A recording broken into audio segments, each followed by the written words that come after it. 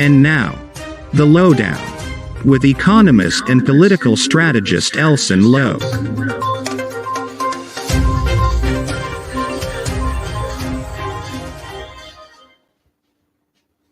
Good evening, and welcome to another show for the Lowdown. Thank you for joining us tonight. Thank you for logging in. Thank you for taking a look at the show.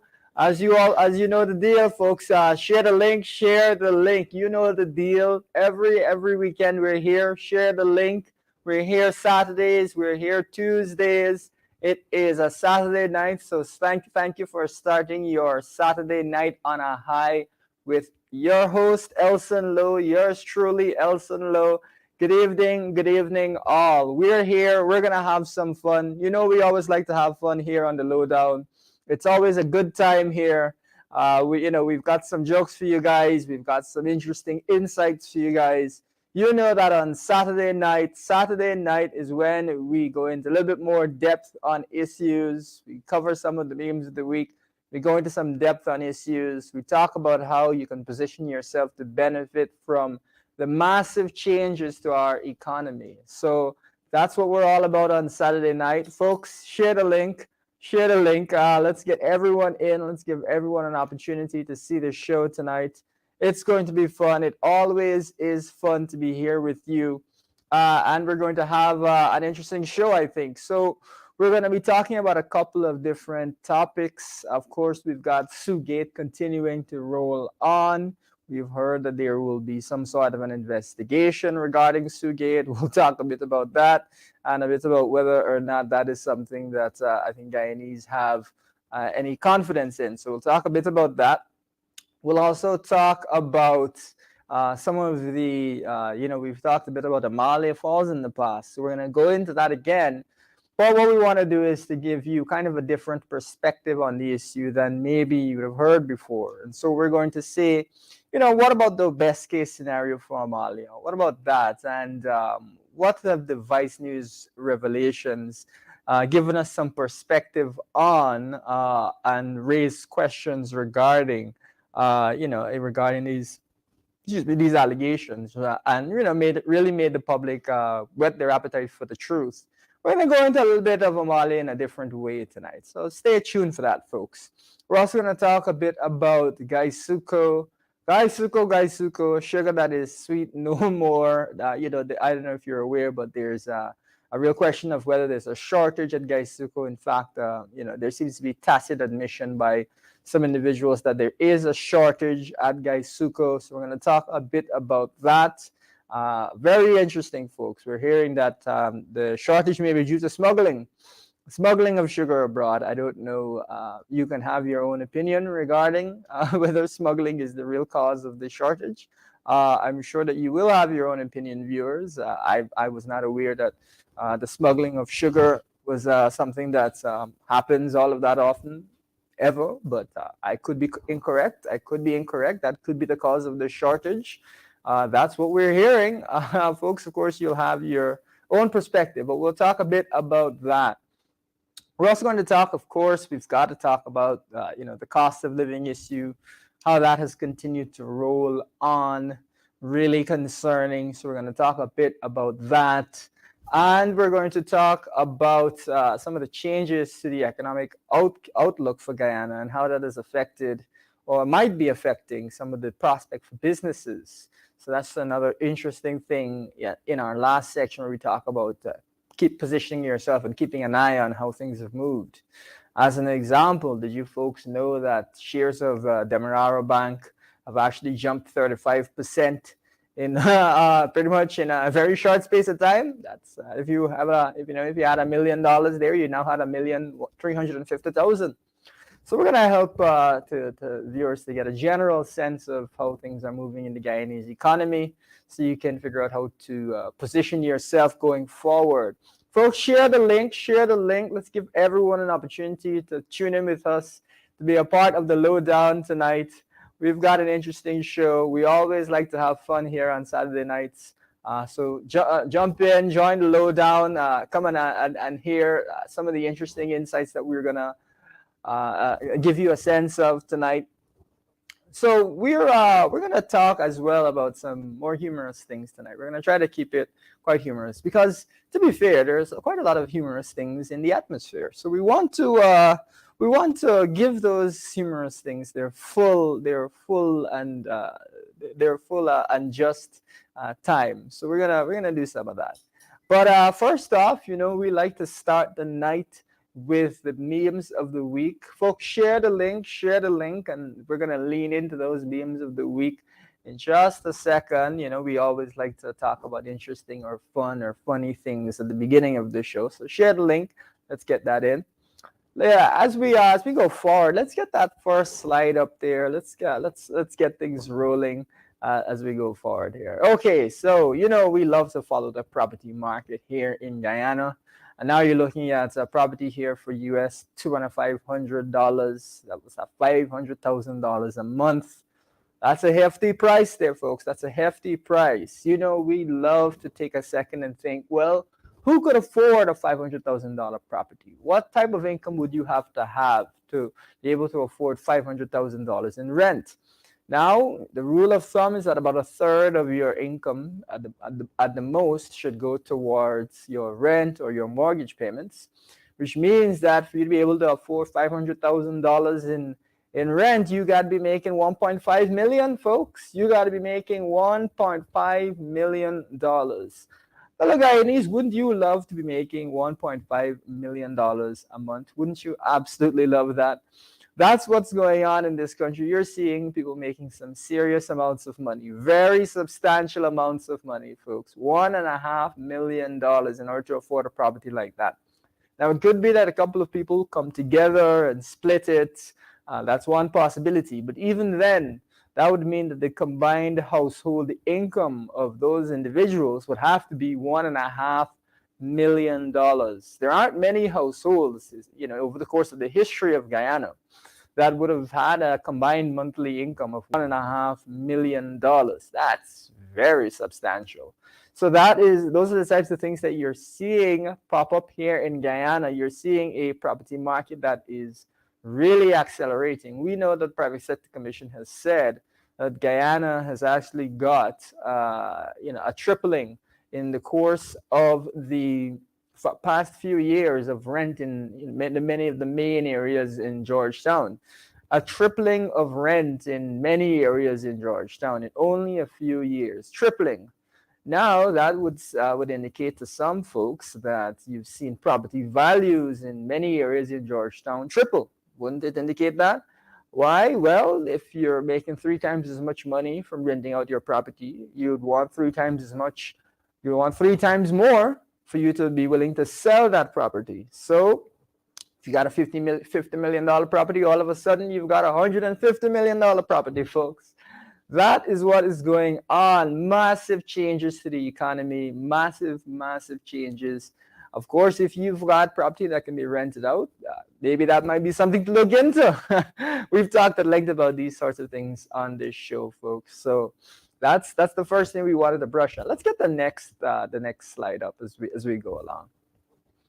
Okay, so we're seeing $908 million for an administrative building at the Cherry Dragon Airport. Now, we've spent over the years hundreds of millions of dollars on the Cherry Dragon International Airport. We've seen a lot of controversy and questions around whether we've gotten the right amount, right value for the amount of money that's been spent. There's a lot of questions that have been asked across different administrations. But I would submit to you this interesting question.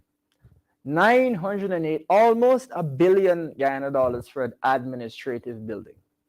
I'd ask you this, what exactly are they administering that they need a building that costs nearly $1 billion? Now, it could be that they want to house several hundred staff, hundreds and hundreds of staff. They need a very large building. It could be that they need a massive building. But I'm not sure that that is really required. Seems to me that even if the airport were to expand substantially, it wouldn't need hundreds and hundreds of administrative offices. Remember, administrative offices are a bit different than terminals, as an example. That's a very different thing than a terminal. That's an office. So that is a real question, folks. Why we need $908 million needs to be spent on an administrative building, on an office building. I don't know whether there's office space that can be rented up at Temeri, but it strikes me that that is a lot of money to spend on any office building. It could be that we're going to build a massive office building, a very substantial office building. I just don't know that that is justified, because if you multiply that number by 4 or 5, you could offer free tuition at the University of Guyana for an entire year, and that would benefit thousands and thousands of students. I don't know that an administrative building should ever cost Guyanese $1 billion. The way that this is close to costing $1 billion. Again, what is so interesting about this particular one, folks, is so they're technical and demanding buildings like terminals, like fire stations, like police stations. But even those, you'd be asking yourself why we're spending $1 billion. Well, 908 million in this case on it. But for an office building, you're spending $908 million. I don't know about this one. I think maybe some priorities are off by the government here. That's one way of looking at it. Another way of looking at it is questioning what really is the justification for these costs. So, folks, we'll keep our eyes peeled on this one, because that is a very strange situation. Of course, we've heard high costs at the Cherry Dragon International Airport before. This one, though, definitely raised an alarm bell for me the moment that I saw it. Very concerning. Let's get the next slide up, folks. Okay, so one thing that does touch on some of the more serious elements of what we talk about, but it is also, I think, humorous, is there's a history throughout many countries of animals getting involved in electric outages. This is an article from The Atlantic, which indicates, talks about the history of the whole issue, and actually there's quite a few instances of this. The reason that I bring it up, and the reason that I find it to be quite entertaining, is that where there are a lot of animals, such as in forested areas and jungle areas, the likelihood that you'll get animals in an in your electrical system to cause an outage increases. And animals, of course, will not really be conscious of these things. And we are now moving into their home environments to put electrical infrastructure in place. And so they might think about it as something which is, better they think about it as being just another tree to land on, or something interfering with their environment. They may be curious to find out what's going on. But you very often will actually see animals gnawing into cables, landing on transformers, getting themselves into all kinds of trouble. And as a result of that, you'll very often see outages due to animals being involved. Why do I bring this up? Why is this important? Folks, we've talked quite a bit about the Amalia Falls hydroelectric project, quite a bit about it. But one of the things that has not been talked much about is the fact that this particular project is going to have to run a electrical line, a line to take the electrical current generated to the coast. That line is going to have to cross the entirety of Guyana through extensive jungle areas. Extensive jungle areas, folks. Now, what happens in Guyana's jungles? Do we just have open areas with not many animals, not many trees, not much going on? Or do we have extremely dense rainforest, which is full, teeming with animals, active? I don't know if you've ever been on the trail, folks. You see a monkey sometimes right at the side of the trail. You see animals poking their head through from time to time. This is something which happens quite a lot in Guyana. We have a lot of animals around. And now the question I have for you viewers is, do you think that if Amalia Falls Hydro is ever completed, and there is a great deal of doubt that it will ever be completed, we're not going to have substantial problems with animals actually affecting the electrical output, with animals stopping us from getting electrical current in? And you may think, this is overblown, this is something that never happens. But let's get the next slide up, folks, and let's keep this conversation rolling and have ourselves a little bit of a laugh on in this regard. So there you see another particular article which talks about this. And so this is power disruptions caused by wildlife such as monkeys, snakes, and squirrels are challenged faced in many rural areas. Amalia Falls is in an urban area or a rural area? I would say it's in a rural area. It's away from the coast. Now on the coast, you would have far fewer animals. Of course, it's a populated area. Animals won't be around. While you do occasionally see monkeys and so on in Guyana and on the coast, and you do occasionally see various other, I think we've seen a harpy eagle once in a blue moon somewhere on the coast. But do you have that all the time? No. And I cannot recall a situation where, I could be wrong, viewers. Viewers, your memory could be much longer than mine. I could be totally wrong here, but I can't remember a situation where we've had an animal get into or get involved with our electricity system, where they destroy something, whether it's a transformer, whether it's the wires. I can't really recall that on the coast. I can't recall anything to that effect happening.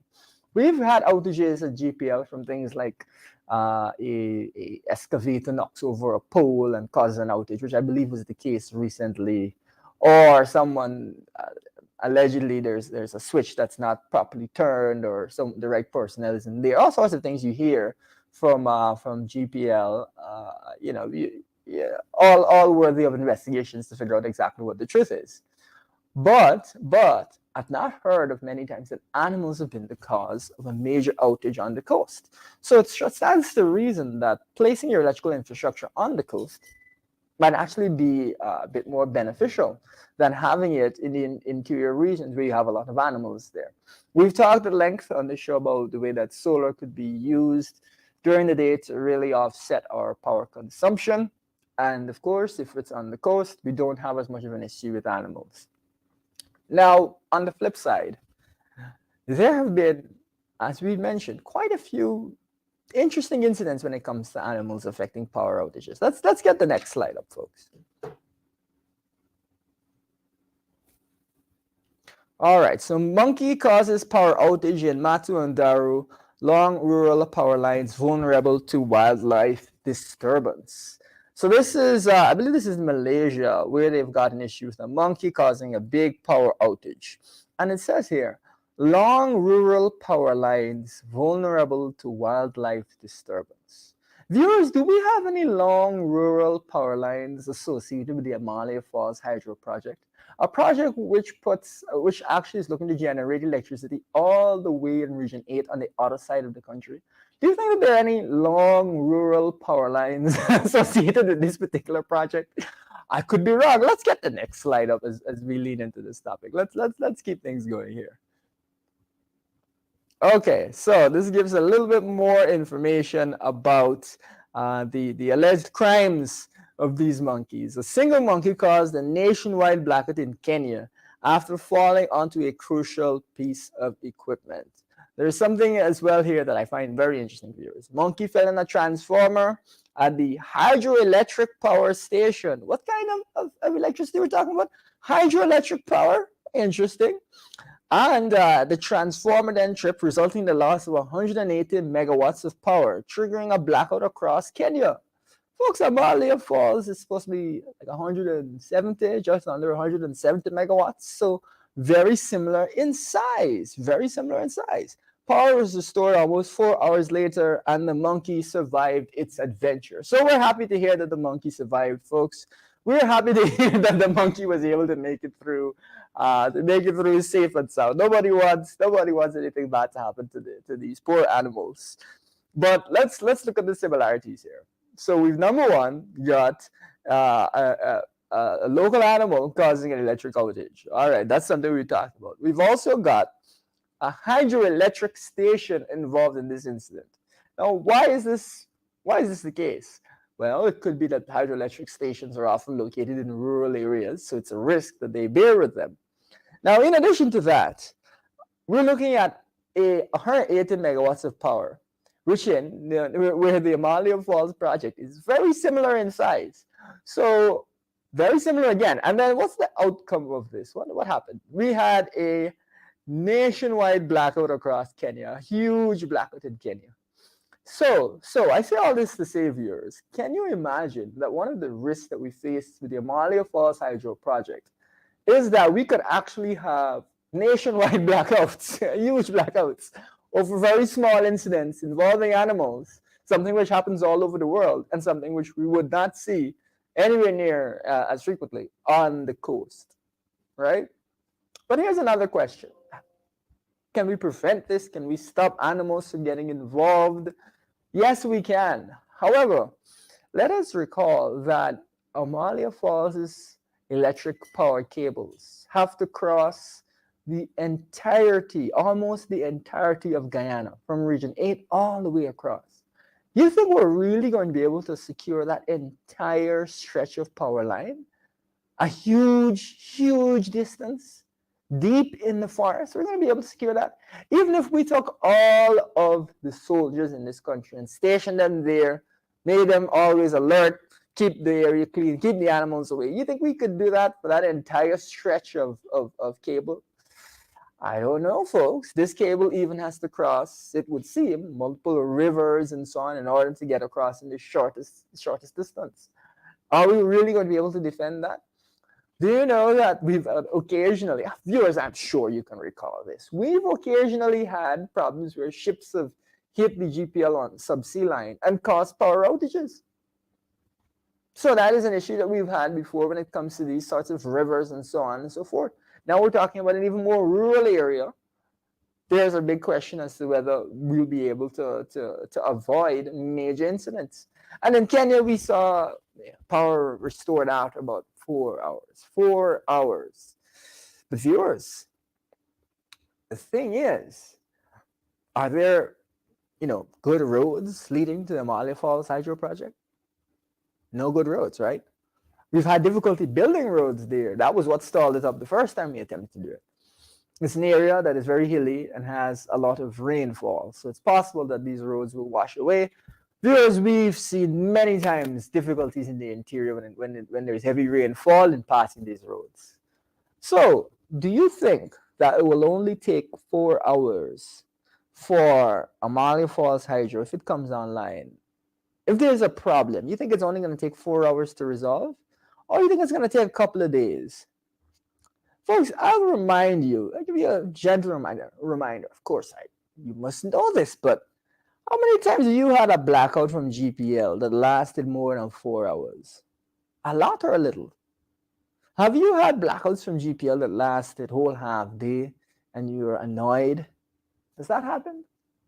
Viewers, can you imagine GPL or the Amalia Falls company, whatever company deals with it, having to fix the Amalia Falls Hydro and the road wash away? You think it's going to take them 4 hours to restore power? Or you think it's going to take them a good while? This is why the Amalia Falls project just keeps, it's a joke that keeps on giving. It is one of the strangest and riskiest projects that I have seen. Very, very unusual project. But that's the situation. And what have we heard again with Amalia? Going back to the drawing board, we're going to talk a little bit more about this in a different way, viewers. Going back to the drawing board again regarding Amalia Falls Hydro.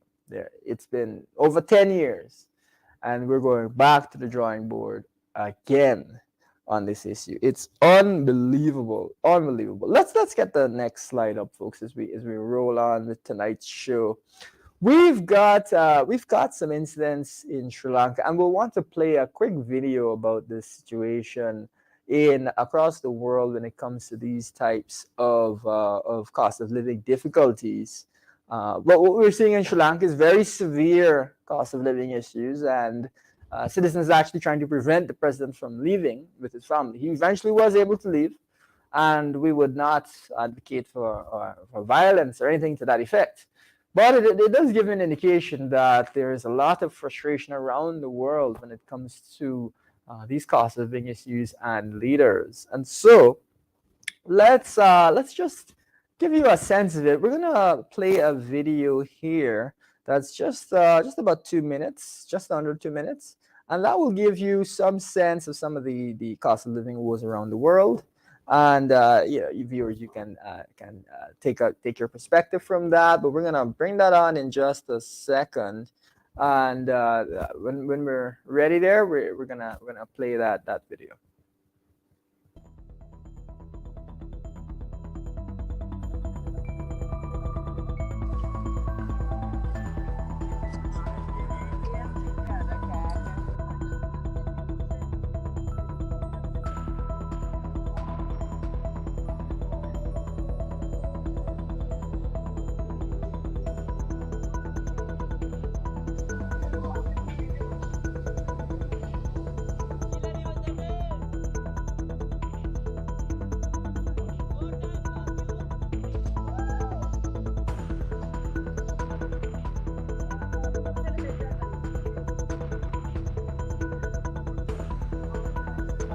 I think this is the first time we have been entered to the president house. We got a good opportunity. So I think the whole country is peaceful now. The corrupted will be finished. So I got a chance for with my kids come and having a lunch in here. So once in a life. So very happy about. So the coming who's next. So they have to take care of the country.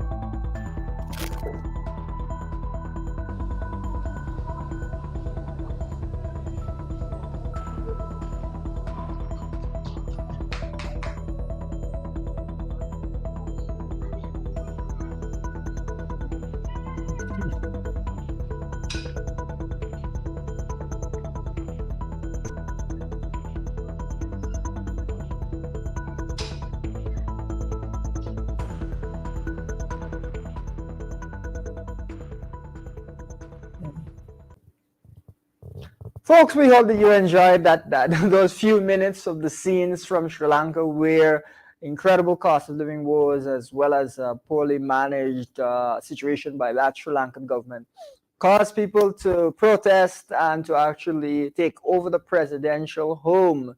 Now, earlier in those protests, you saw violent resistance by the government, which I think inflamed the protests even more. But it does seem that they've been, to a certain degree, quite peaceful. However, we again say no to any kind of violence in the course of protests. But that aside, that is one heck of a scene, isn't it, viewers? One heck of a scene. You've got folks jumping in the president's pool, swimming. You've got people there taking their families to picnic on the lawns. You've got folks, exercising in the gym and enjoying that presidential level exercise. You've got folks in the kitchen drinking the president's expensive alcohol. The whole thing is just crazy. The whole thing is pretty unbelievable. And the reports was that folks have said that they're not going to leave until the president resigns. They're camping out in his house. It belongs to the people, not to him. Well, I believe that he's officially resigned now, and that Sri Lanka is going to do through some reforms to try and bring things back. But you've had a very, very unusual situation there, and I wondered to myself how often we'll see that over the course of our lives. It seemed like they were having fun jumping in the president's pool. Very unusual scenes there in Sri Lanka. But that's not something that is, or at least cost of living woes, or not something that's isolated to Guyana or isolated to Sri Lanka. We'll talk about how Guyana is different in these other countries, but it's something that we're seeing in a lot of countries across the world. So we're going to have another video in a second, just another couple of minutes, first 2 minutes of that video. And in that video, it's going to talk a little bit more about some of these cost of living issues and the worries around the world around recession and so on. As we see inflation, as we see prices go higher and higher. So we're going to throw that video up in just a second. If our operators are ready, we'll lead into the next video. First, You heard about Will Rogers. He was a legendary comedian in the 1920s and 30s. Around the time of the Great Depression, Rogers had a great one-liner about the economy. He said, invest in inflation. It is the only thing going up. Sad but true. Almost a century later, his jokes still make sense. Inflation is setting records everywhere. I'll begin with some numbers. American inflation is at 8.5%. That's a 40-year high. Canadian inflation is at 6.8%. That's a 31-year high. In Britain, inflation has topped 9%, the highest in 40 years. And here in India, wholesale inflation has reached 15.08%, the highest in 9 years. In other words, this is a global cost of living crisis. All over the world, prices are rising. In many countries, the people have started revolting. In Sri Lanka, in Peru, in Argentina, thousands of people are protesting against the rising prices. And when prices rise, stock markets fall. Now take a look at this table. Nasdaq was down 4.7% on Wednesday. FTSE was down 2.3%. India's Sensex closed 2.6% in the red. Nikkei was down 1.8%. Germany's DAX closed 1.8% down. This was the worst day for US stocks in 2 years. Did inflation cause this tumble? Chances are it did. Inflation basically leaves you with less money in hand. For example, assume that you used to pay $1 for a dozen eggs, $1 for 12 eggs. That was before inflation started to bite. Now you're paying $1.50 for the same number of eggs. So that's half a dollar more. Imagine this happening to all your expenditure for fuel, for groceries, for everything. You would be left with less money in your pocket. Or in this case, less money to invest. And without investors, stock markets will plunge. That's one reason. Reason number two is this: stock prices depend on how companies perform. If inflation is higher, companies lose more money. They have to pay more for fuel, for raw materials, and all of this drains their profits. So stocks go down. Now, for those old enough to remember, these are ominous signs. A lot like 2008, oil prices are rising, stock markets are collapsing, inflation is hitting multi-decade highs.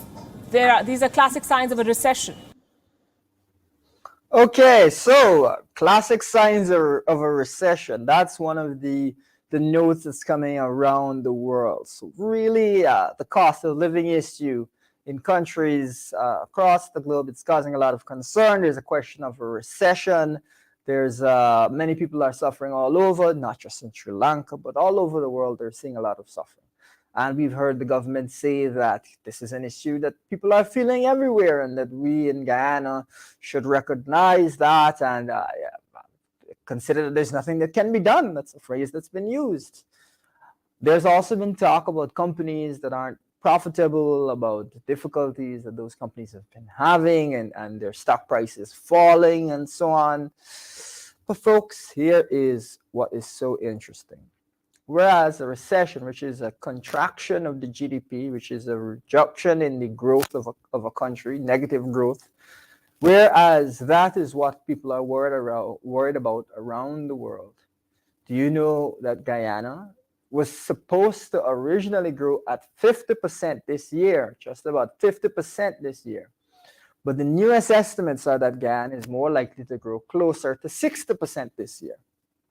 So whereas you have some countries that are growing negative or are likely to grow negative, let's say negative 1%, negative 2%, countries that are going to slide backwards, you've got Guyana moving forward 60%, not 10%, not 20%, not 30%, not even the 50% we thought at the beginning, but 60%, partially because of these really high, extraordinarily high oil prices. Folks, this time in a long time, for the government to say that nothing can be done is for the government to be using the mindset that they are in one of these other countries. That's not Guyana. We have to recognize that Guyana is in a great position right now. Other countries are suffering substantially. We would have been suffering too, but we've got an oil industry that is booming, absolutely booming. We're receiving far higher returns for each barrel of oil sold than we even expected last year, late last year. We didn't expect anything to this effect. We are booming. This is a time of plenty. Why are you not feeling that plenty in your pocket? The government is acting like you live in Sri Lanka or you live in one of these other countries where you have to take pressure. For what reason? For what reason? Folks, we've recently seen the government take out. We've seen the government take out the next withdrawal from Natural Resources Fund, which is about, I believe it's 40 million US. That's been withdrawn. A huge amount has been withdrawn. My memory is failing me.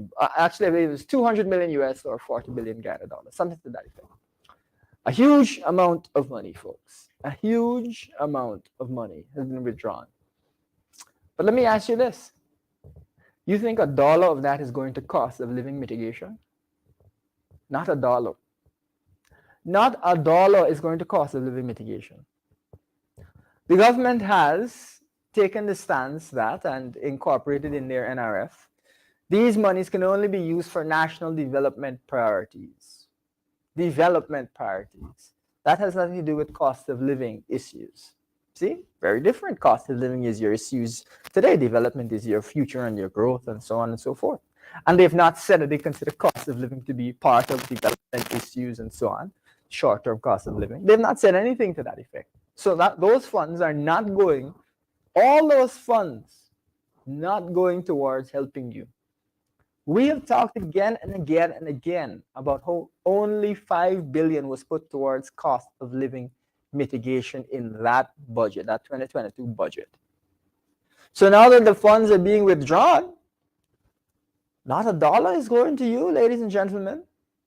Your country is growing at nearly 60% this year. Your government is making huge amounts more than it expected to make every time it sells a barrel of oil. You think you're going to see a dime of that? You think you're going to see a dime of that money? You think you're going to see $1,000? You're not going to see $1,000. All these measures that have been put in place are measures that we would have put in place anyway without oil. We could have spent $5 billion on cost of living mitigation without oil. We could have given out these sorts of cash grants without oil. What has gone on is that the impact of oil, the impact of the oil industry, the impact of this boom has only benefited the few people. If you have stock in Ghana, if you have real estate, if you're connected to the government, these types of things. There's been people who've benefited in that way. Some private people as well will have benefited, savvy business people. But the average Guyanese not been benefiting. In fact, it's the opposite. And so you have a government which is running the country so poorly that the average person is suffering and much, much poorer. In the video, we had the woman, the news presenter indicate, you know, if something costs $1.50 and it used to cost $1, you're getting less. You're way worse off. You, as an individual Guyanese, are way worse off. But your country is growing at 60%. Can you recall any country growing at 60%? That is unbelievable, almost unheard of levels of growth, huge levels of growth. How are you benefiting average Guyanese? Not even those on the lower end of the income scale, goodness me, but just the average Guyanese, everyone who is not in this high income area. How are you benefiting? And the answer is, you're not benefiting. You're not benefiting at all. When cash grants are given out, it's small grants here and there, a touch there, a touch there. Meanwhile, the country is booming, growing faster than even originally expected a few months ago. This is one of the most unusual situations of growing inequality, mass inequality, and mismanagement by a government that I think it's been seen anywhere in the world. It's Unbelievable, folks. It is unbelievable. But that is what is going on. The estimates keep going up. The country is making more money, but at the same time, people out here punishing. And we in the opposition, and this is something that various media outlets and so on have covered that favorably. Different people have said that this is a good idea. We have said that this boost, this jump in oil revenues can be put towards various cost of living measures. And one of the measures that will have a huge impact is that we can bring gas prices down at the pump for average Guyanese. We can bring gas prices down. We can also give out vouchers and so on for minibus drivers, for those who are operating canters, bringing greens from the farm to the market. As much as a half of the increase that you're seeing in your costs, in your food bill and so on, is due to things like gasoline increasing and so on, and the effects of that. We can bring substantially the price of food down in Guyana, the price of locally produced down quite a bit, not all the way, but quite a bit, through taking some of the excess revenues we're getting and putting it towards a program to bring these prices down, to bring the cost of things down. Instead of doing that, what we have allowed is for people's lives to get worse and worse as they pay more and more for the same amount of food, even while their country is booming and growing. So everyone is out here suffering like all the different folks around the world from cost of living, but they don't have 60% growth to rely on. We have it, but it feels like we're in the same situation as them. Folks, this government, they're looking for trouble, folks. They're looking for trouble. They are really, I think, going to frustrate the average voter. And I believe that that is what you're hearing on the streets. Frustration. But let's take a different stance. Let's step back from all of this. We've also seen the Vice News allegations, which again, heavy topic. We're talking about mass corruption. We're talking about money laundering and so on. We've seen all of that. And we've even seen allegations that the Amalia Falls Hydro project is only existing because Vice President Jack Dio took a bribe to facilitate the program. That's the allegation, or that seems to be the allegation. We've called for investigations. The PNCR has called for investigations and for the Vice President to either step aside or be fired to facilitate those investigations so we know the truth. We have called for that. But let us ask ourselves something different. Let us change this dark tone and ask ourselves, looking at some of the big projects that have failed under the Vice President's watch or under the PUP's watch, let's ask ourselves this. If these Vice allegations are true, and the real reason that we've seen these kinds of crazy and foolish issues in this country, the real reason that we've seen mismanagement is because of bribery, if these allegations are true, then what has been the real impact to Guyana? Let's take the example of the Amalia Falls Hydro project. Now, that is a project where we could have seen electricity drop, the cost of electricity drop, be cut in half, be cut even lower than that. Years ago, 10 years ago probably, we could have seen that cost cut a long time ago. We could have seen, first of all, the benefit to consumers. That's one area. We could have seen the benefit in terms of jobs, because now you could have had manufacturing, processing. Low-cost electricity allows for manufacturing, whether it's processing of juices, coconut, other things into refined products. We could have seen that.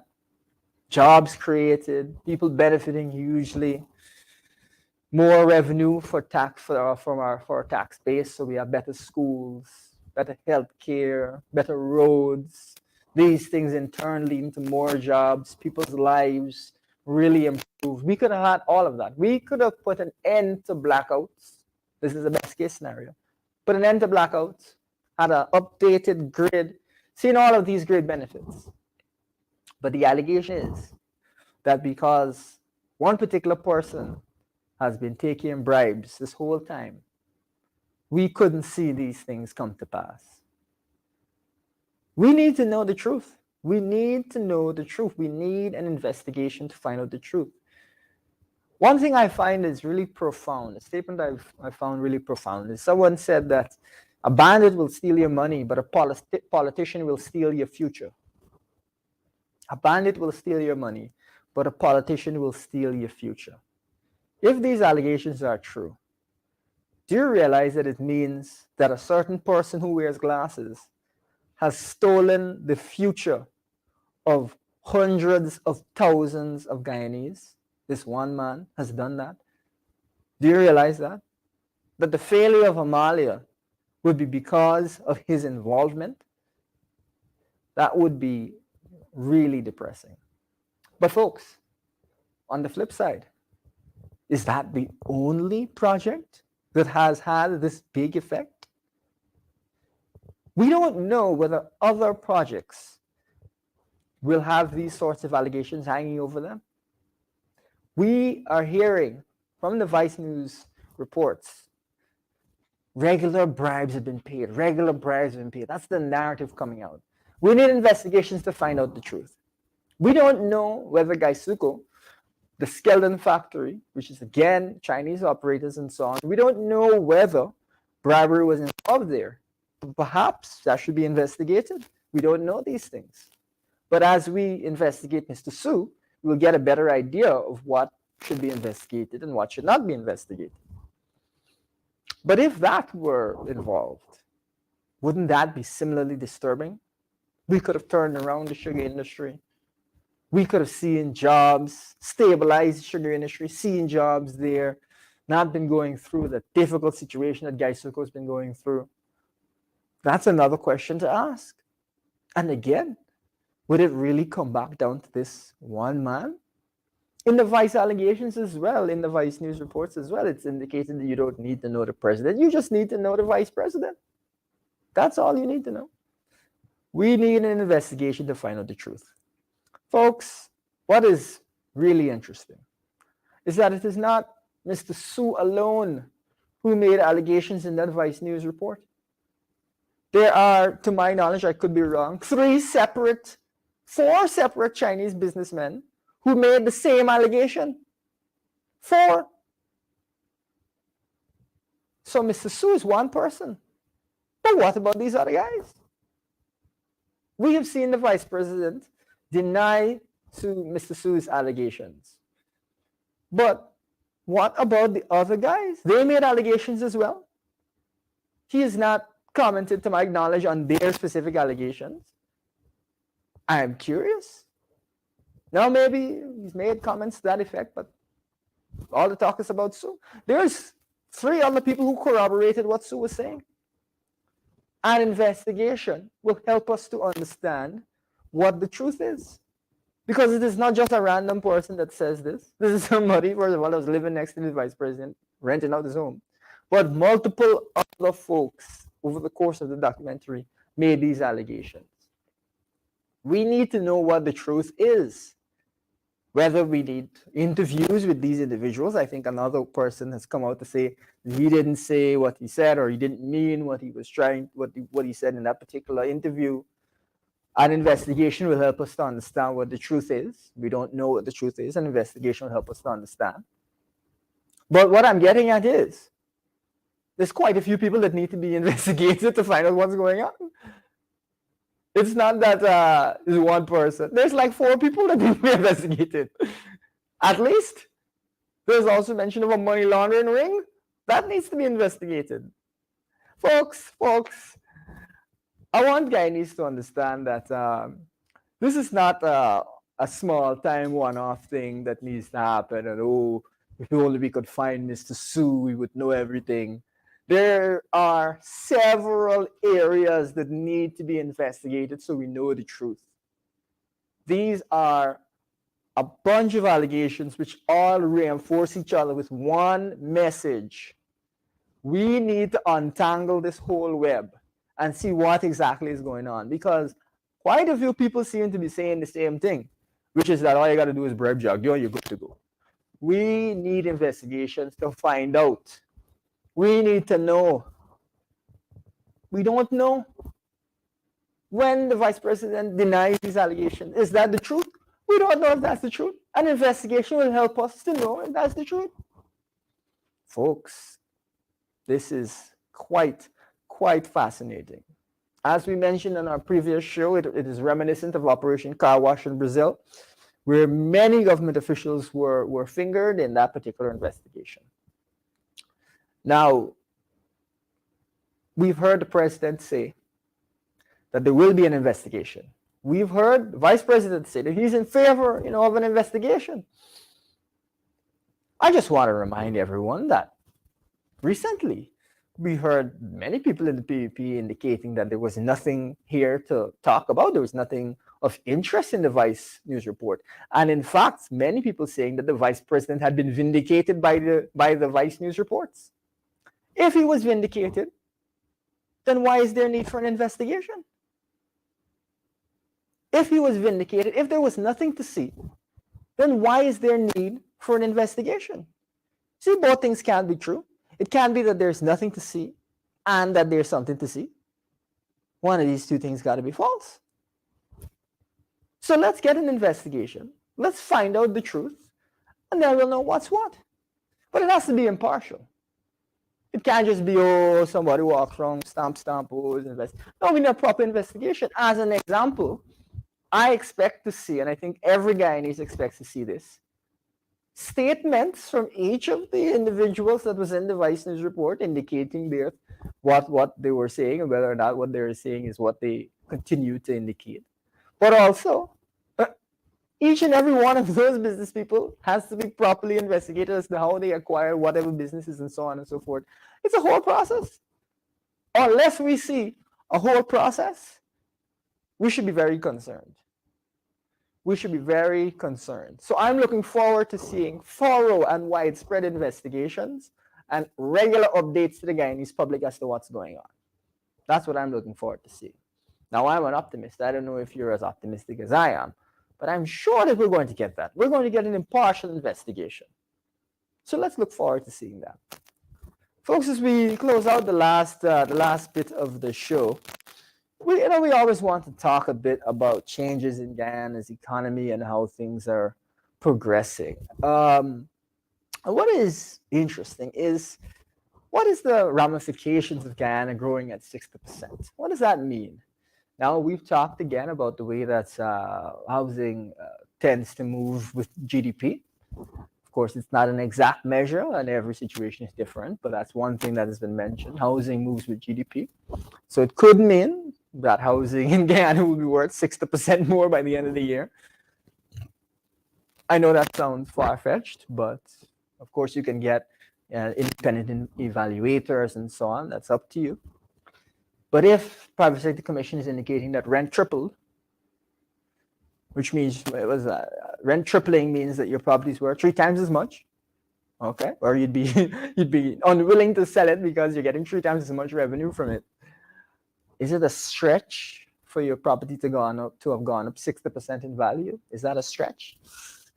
Not really, right? It's quite believable that your property would have gone up 60% in value. Very reasonable, actually. And so that is one thing that you got to keep an eye on. Also, we saw, as mentioned, the Amara Bank, their stock jumping up 35%. Now, again, something that you might want to look at, if you something that's interesting. What I would say is, I don't know if I'm particularly astonished that if a country is growing at 60%, a particular stock increases by 35% where they do business within that country. So up to you again. You can have your own professional evaluations, ask people who are professionals. It's just interesting to me. But what it does say is that you're seeing real transformations across the Guyanese economy. Big transformations, big changes. You got to keep your eyes open as to how these changes are rolling out. What are these changes? What do these changes mean for me? We, at the beginning of the show, talked about a property that was $2,500 US, $500,000 for the rent. Heavy. The question that you might ask is, $500,000 now? But how much will it be next year? How much will it be the following year? These are interesting things for you to think about. Of course, I don't have the answer to that question. What I can tell you is that next year, we're going to see an additional FPSO, the vessel that produces the oil, come online a year earlier than expected. And that Guyana will again grow at a tremendous rate. So if you're seeing Guyana grow at a tremendous rate, you must ask yourself, how can I benefit? What are the ways that I can benefit from this? Because this is the beginning of Guyana's oil boom. We're not at the end. We're now cranking up. We are now cranking up. Folks, it is a very interesting time. It is a very pivotal time in Guyana. It is a time when Guyanese really should take stock of what's going on. Ask yourself, what does the future look like for me? We have seen, and we continue to see, concerning things about the way that the country is governed. And as we mentioned, a politician, unlike a bandit steals your money, a politician steals your future. The PNCR is committed to ensuring that no politicians steal your future, Guyanese. No politicians steal your future. But this is a time when you've got to also keep in mind how the country is changing, what the dynamics are, and how you can benefit from those changes. There aren't many opportunities that you'll have in life, in any country, where you'll be in a country that's growing at 60%. There aren't going to be many of those situations that you'll ever come across. This is really unusual, and we have to recognize that it is an opportunity, both in your personal lives and for the nation as a whole. And so, folks, that's what I want to leave you with here on the Lowdown. Thank you for joining us. Thank you for being a part of us, a part of our show tonight. We love to have you with us. It's always fun. It's always a great time out, and it's good for you to start your Saturday night on a high with Elson Low. So we'll see you on Tuesday, and then we'll see you on Saturday. But thanks for joining us, and good night to you all.